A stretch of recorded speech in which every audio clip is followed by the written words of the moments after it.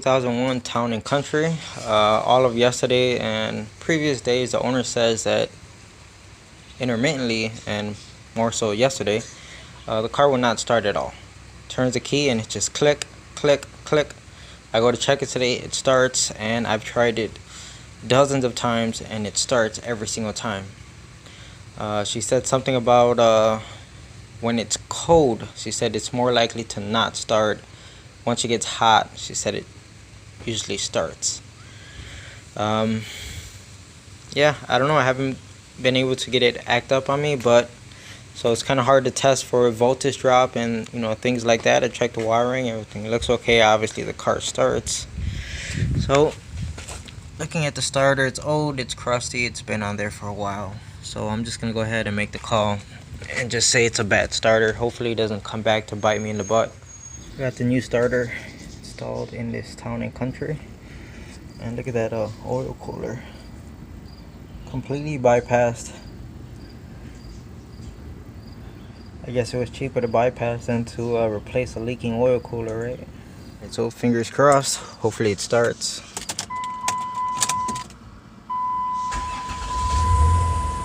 Good. Alright, so we did something right. Hopefully the owner doesn't have any more issues with this. Like I said, I was not able to replicate the problem, but see what happens. Quick inspection on this Town and Country before it leaves. It has bad outer tie rods, same thing on the other side of the car. So just the other day I was working on a car and I put this on the inside of a bumper so I could see obviously in a dark area, and I forgot it on the bumper. So the owner of the car drove away with it and it fell off the bumper and he actually ran it over. It's hard to see, but it's all like beat up and scratches everywhere, and this piece is actually cracked right here. You can see it's pushed in. So what I'm going to do is finish cutting it off and replace it with this little cheap magnet. I'm just gonna go ahead and JB weld it to the red plastic right here. This magnet on the backside has always been pretty weak, so I'll see it as an upgrade. But the light still works even after getting ran over by a car. And here it is all finished up. As you can see, I put a JB weld on it to hold the magnet in place, and now I have a strong magnet on top as well as a strong magnet on the side. The magnet that was here before, if you put it vertical, it would pretty much just slide down on any smooth surface. So this is way more useful to me. Here we have a 2001 Grand Cherokee. It's here for front brake pads and it has no brakes. Customer says the brake pedal goes all the way to the floor, the brake light is on, and she gets here with a new caliper in hand because the last mechanic who worked on it told her that most likely this caliper was going to go out because he just replaced the one on the driver's side. And sure enough, the caliper is wet. You can see all the fluid here. You can see it sprayed all over here. So my question is this guy psychic? How did he know that this caliper was going to start leaking? Because she said it just gave out yesterday or something like that, and it's why she picked up the caliper this morning. I can already see why this caliper is leaking. So basically, the pistons on the caliper are just pushed too far out. It let the fluid come out. Look at the thickness of the rotor. Look at the left side compared to the right side. Alright, so this side is very much worn down, and that's because there's pretty much no pad left on this side. It's just like a metal shim at this point. So that's what's going on here. If I just replace this caliper and put the new pads on it, we're going to have the same problem very soon again.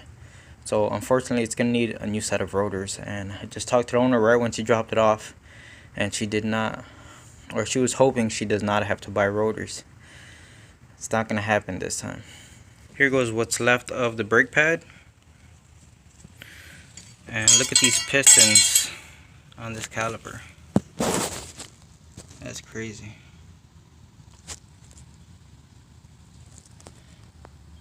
Now this car was not towed in, okay? She drove this car over here.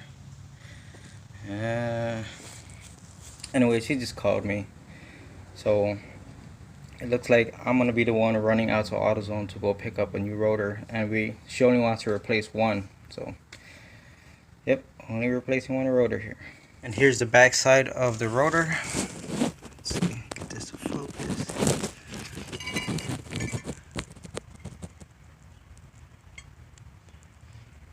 You can see this lip right here to show how worn down that side is. Ooh, performance hose, because race car on a Grand Cherokee. Only me, okay.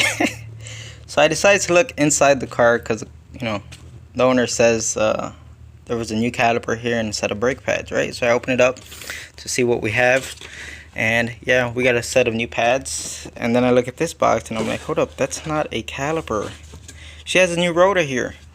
So we have the rotor issue fixed. But all along she thought that she had a caliper, not a rotor. So she was actually going to go to the store and buy a rotor. We already have one. So I just had to call her right now and said, stop what you're doing. Do not buy a rotor for this car. What you need is a caliper. This stuff only happens to me. Luckily I checked it, because had we wasted all that time with her going, or me going to pick up a rotor and get back and find out we don't actually have a caliper, that would suck. This one job has pretty much been taken all day, but I'm not worried about it. It's all I got lined up for today. Anyway, as you can see, we have a new rotor, new pads, new caliper on this side. The other side, the rotor, it should be replaced, but it's not as bad as this side was. So the owner just wants to put pads on that side. And right now, I'm just trying to bleed out the system. Now I'm on the left side, and owner said that someone was in here not too long ago. They changed the brake pads and one caliper, right? Alright, so this pad looks almost like it's brand new, whereas the one in the back looks like it's wearing down much faster than the front one. So check the slide pins, moves freely. This one was seized in place. As you can see, I'm trying to knock it out with all the rust on it. There's no way in hell that the guy who just came in here to do these pads greased this up and made sure it was moving freely, because there's no way in hell it would have gotten this stuck this fast. So it just tells me that the guy came in here, pad slapped it, slapped a new caliper on it, and called it a day. Did not bother to free up the slide pins, and that's why we have uneven wear on the new pads. So I'm gonna go ahead and make sure I fix this, clean the rust off, re-lubricate both of the pins, put the new pads on it, and we have a Ford Escape with a 3.0 in it. The owner dropped it off because, well, his initial complaint is like stumbling. Okay, he drives for Uber, so he drives this thing all day, every day. And he said like stumbling, lack of power. It's actually turned off on him a few times. And he said something about an EGR code, okay?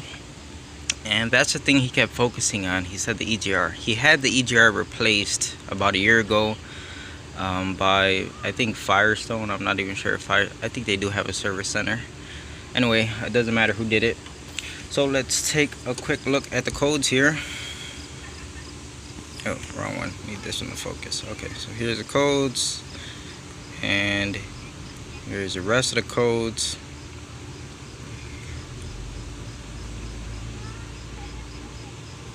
After sitting in the car for a while, letting the engine run, and just checking things on the scanner, you know, testing EGR, make sure it opens and closes. And yes, the engine seems to respond whenever you open EGR. It starts to stumble, and when you close it, it goes back to normal. So I was suspecting that the EGR was working, even though the owner kept focusing on the EGR, kept bringing it up.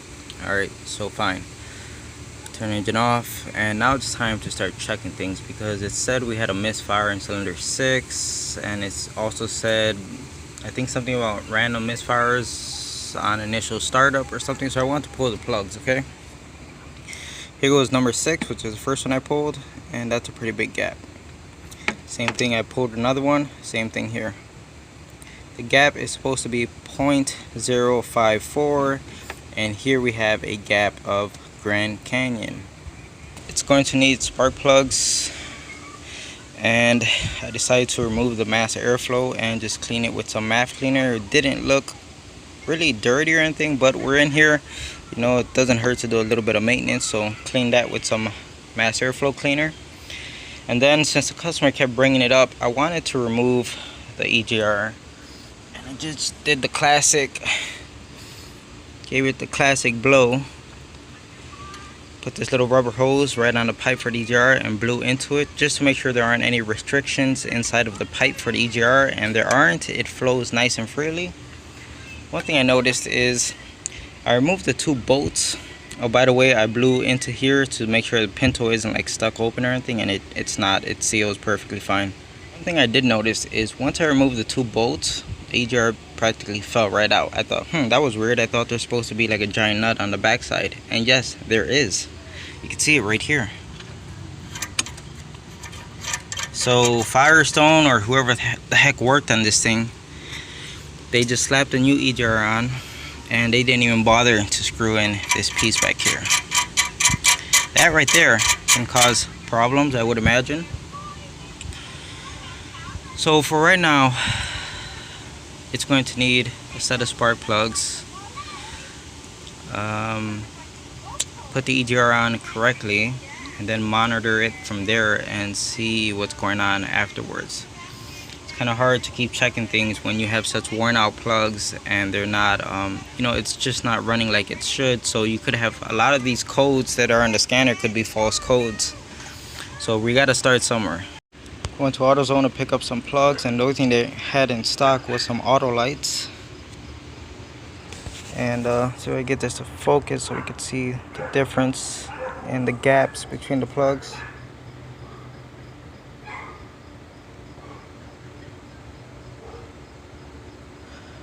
Has like double the gap on it. I just finished installing the rear plugs, and let's see. They were pretty much in the same exact condition.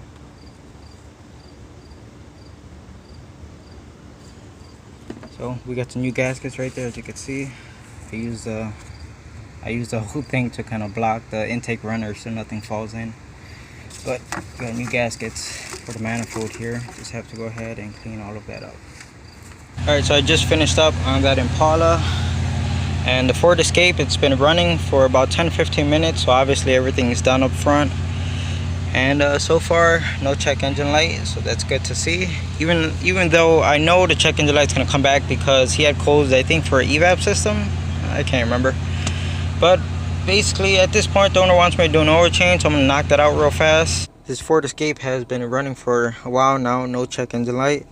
But I wasn't really happy with what I was seeing on the scanner, so then I remembered about the Keep Alive memory. I erased all of that. And the short-term field trims are looking better. Over here we have like a maximum of like 3.5, or I think I saw a high of like +3, and that's on bank 1. And on bank 2, I think I saw a high of like +4.5, something like that. So it's not too bad, but if it continues to rise, I might have to start suspecting a vacuum leak. It's now the next day and I'm in the Ford Escape. As you can see, we still have no check engine light, but the check engine light will come back on because we did not take care of the evap codes just yet. Last night I drove it for about 30-40 minutes and we did not experience any of the previous problems the customer was describing, which was like a hesitation, lack of power, stalling, none of that. It drove perfectly fine for about 40 minutes. That's as long as I test drove it for. And another good thing to see is the customer was really stuck on the EGR system for some reason. He kept bringing it up, kept pushing it.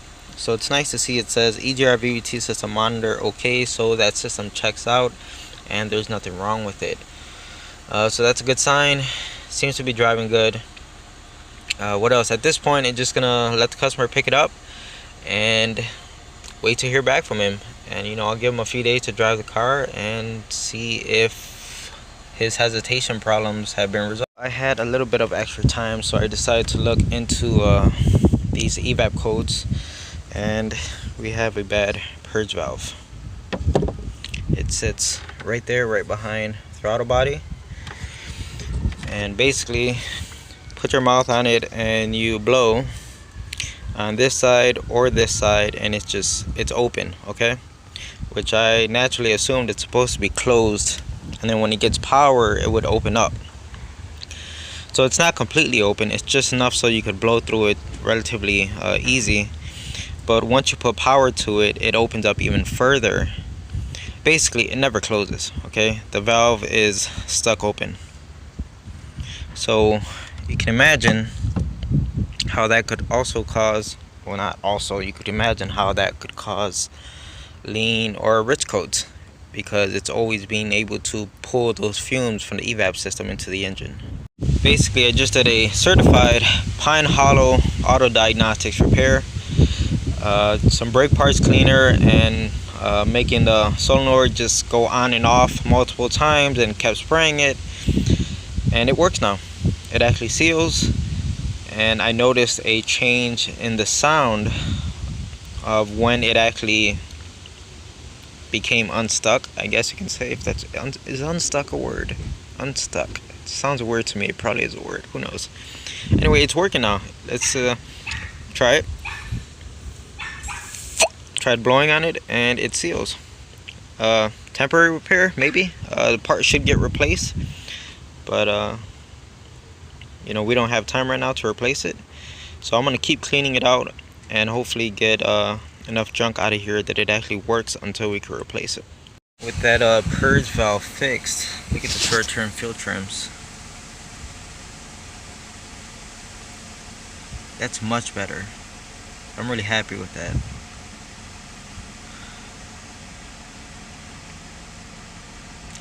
Nice.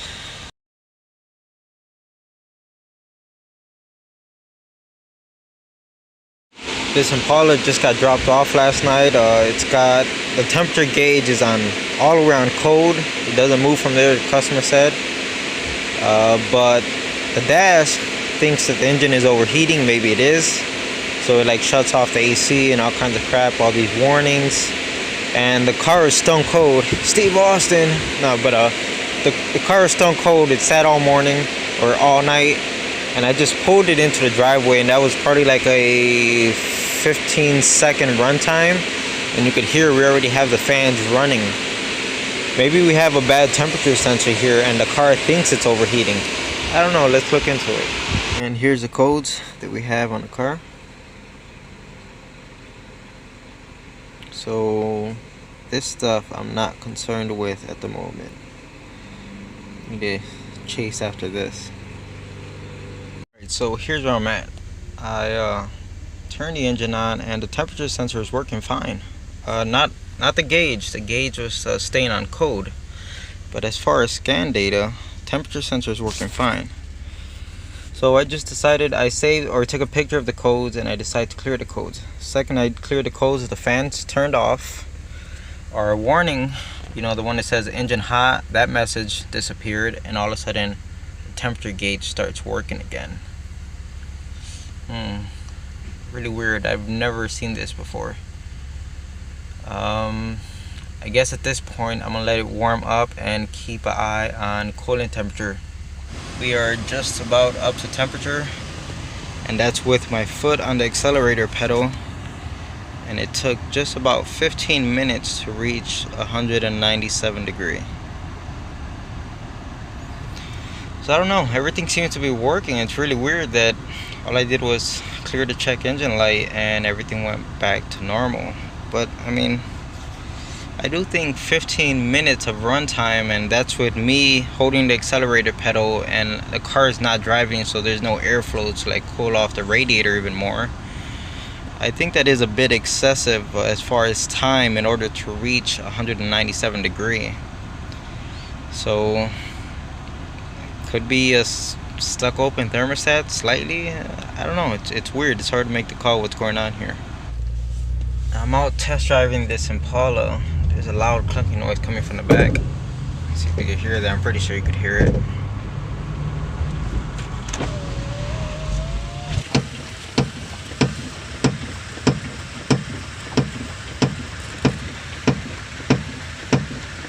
It's about 2 a.m.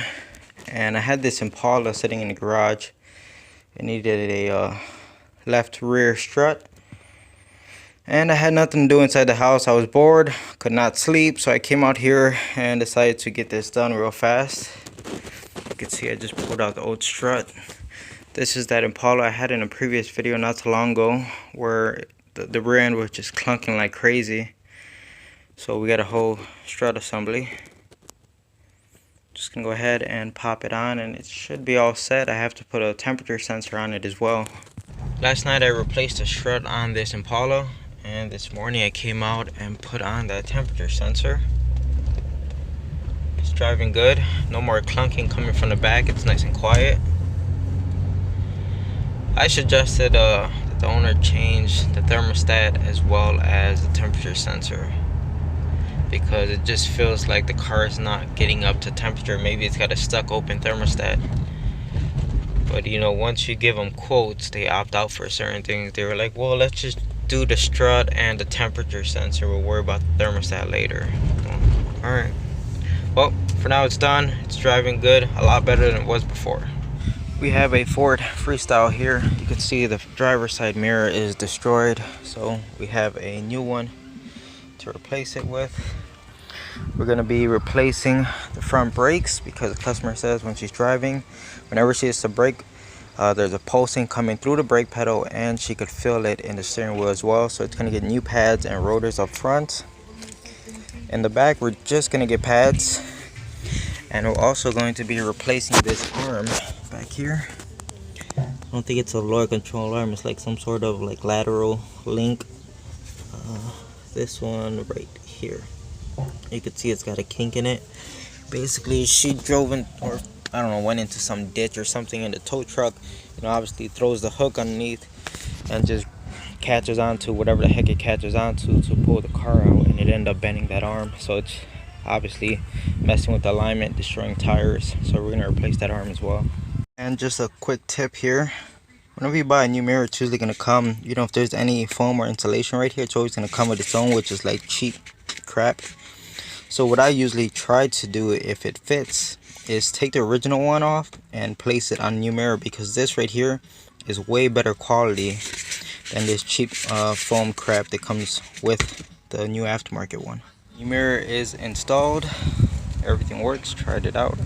The only downside is we don't have a painted cover to match, but what you pay is what you get. If it means that much to you, you can take it to a body shop to get it painted. Front brakes are pretty much all done. Nice clean rotors, new pads, new hardware kit. Make sure to grease up the slide pans. Here at the rear brakes, you can tell someone's already been in here to pad slap it. And you could see when they rotated the piston on the caliper, they did not free up the boot. See how the boot's all twisted? And the divots right here, or the cutouts in the piston, are not lined up with a little pin on the actual pad. Now I'm on the left side of the car. First thing I notice is the hose is twisted. So yeah, someone made a few mistakes when they were in here doing the brakes last. And once I'm done with this, I'm gonna have to tackle this arm. You can see how it's bent now. So hopefully no problems taking that off. Now this is a bit of a head scratcher, because how do you twist a caliper when it's attached to the emergency brake cable? It's almost impossible. It is impossible, unless they disconnected the emergency brake cable to do brake pads, because clearly this has never been changed before. Okay, so it's not like someone came in here to put the hose in and did it wrong. It's the only thing I can think of. They must have disconnected the emergency brake cable, twisted it up, and then put it back together without unkinking the line. I believe it, because I've seen people disconnect the brake hose from a caliper just to change brake pads because they don't know what they're doing. I don't know, I gotta get in touch with the customer now, because maybe not. Maybe I'll just do it. Just fix it. Brake pads are all done on this side. As you can see, I ended up disconnecting the e-brake cable and took one of the twists out of this line right here. I talked to the owner and she told me there was an issue with this caliper, and she took it to the shop and had it replaced. I don't know, someone messed up. They put a kink in the hose, but it looks better. It's still trying to retain its shape of that kink, since it's been sitting like that for so long. But clearly that looks better. Alright, so new part is installed. It's all torqued down and the suspension is loaded. As you can see, it's not resting on the floor jack anymore. Everything's all tightened up. The only thing I have to do left is a oil change, and that's it. I'm done with this one. I'm out taking this freestyle for a test drive. First thing I noticed is before you had to hold the steering wheel a little bit off to the side just to keep the truck going straight down the road, and that's because of that that lateral arm or whatever the heck it's called was bent. So now it goes straight, hold the steering wheel straight. There's no more pulsations coming through the brake pedal or the steering wheel. Got the oil change done, and we have a working side mirror. Now my guy's truck today, what is this? 1500 GMC, and we're doing upper and lower ball joints on both sides, and new struts. We just got this separated. Finally got the knuckle off, and here's the lower ball joint. It's not as bad as the upper, but still needs to get replaced.